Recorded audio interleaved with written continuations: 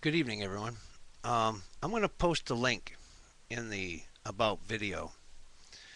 I found this very disturbing, and I remember the 1964 event in New York where a woman was screaming for help for hours. Well, not hours, close to an hour. No help. Nobody made a phone call. Nobody did anything.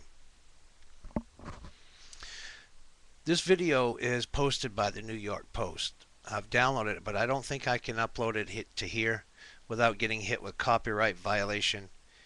And I'm trying to contribute to make something worthy with my channel. So I don't want it taken down, but I'm going to put the link into this. It's a minute and 34-second video. 31-year-old homeless man in Jamaica, Queens, New York, comes to the rescue of a woman who's being robbed by a guy at knife point.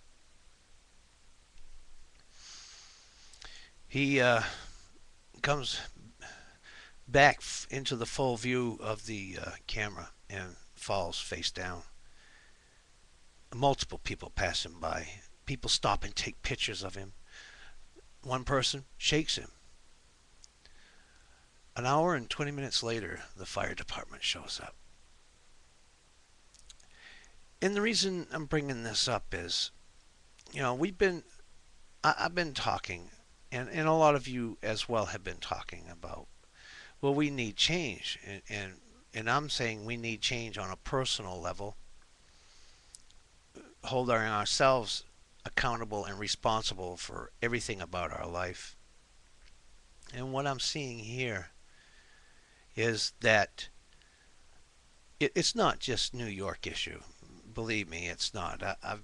I've traveled all over the country, as well as others, and I see this as indifference.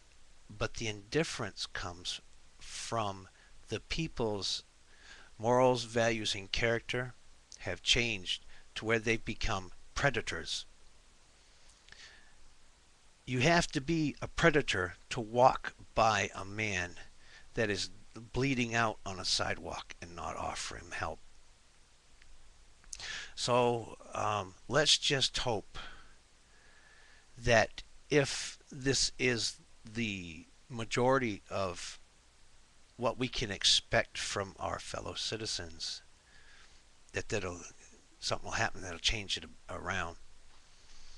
This is just evil to me. I I would have gotten down out of my wheelchair, and if he'd had a severed artery, whatever, I'd have plugged it with my finger. If he'd had just a regular cut, a sucking chest wound, I'd have gotten some plastic and covered it. His organ packet.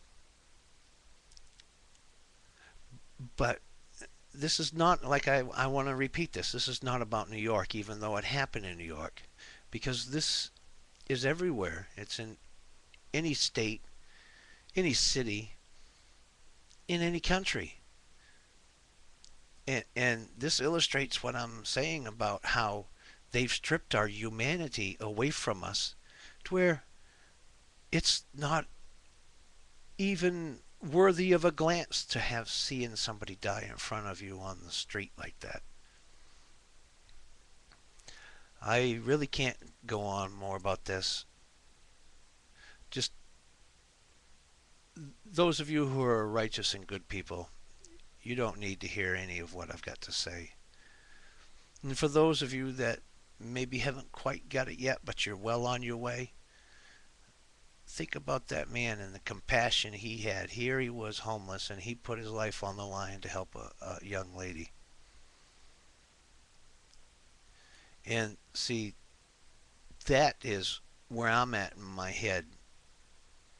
As Christ says, to truly love your brother is to lay down your life for him. And we might be facing situations like that in the days to come. We've already lost the opportunity because of Rockefeller funding the women's liberation movement with Gloria Steinman.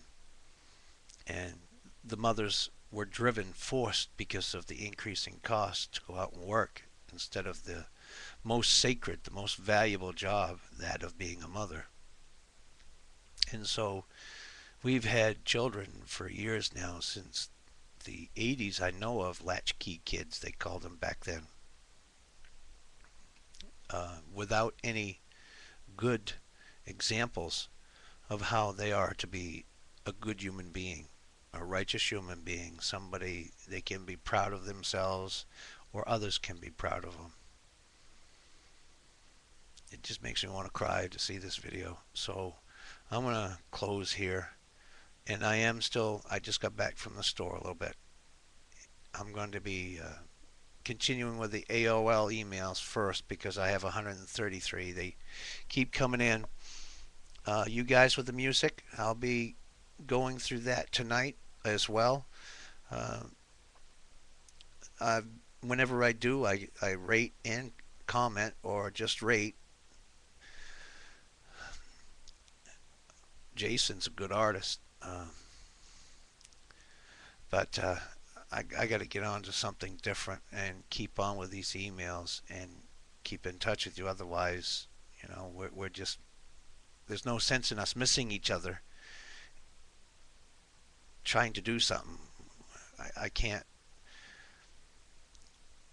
I got to be here, so I'll do my thing. And God bless you all. I'm sorry first that I brought this to your attention. It's heartbreaking, even though I don't know the person. Um,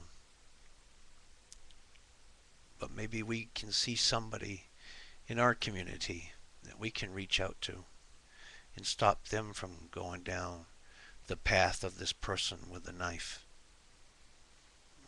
Find a way for them to deal with their emotions, or to express their emotions, or just to be there to support them. Sometimes all it takes is just a willing ear to listen and a knowledge when to shut up and let that person talk.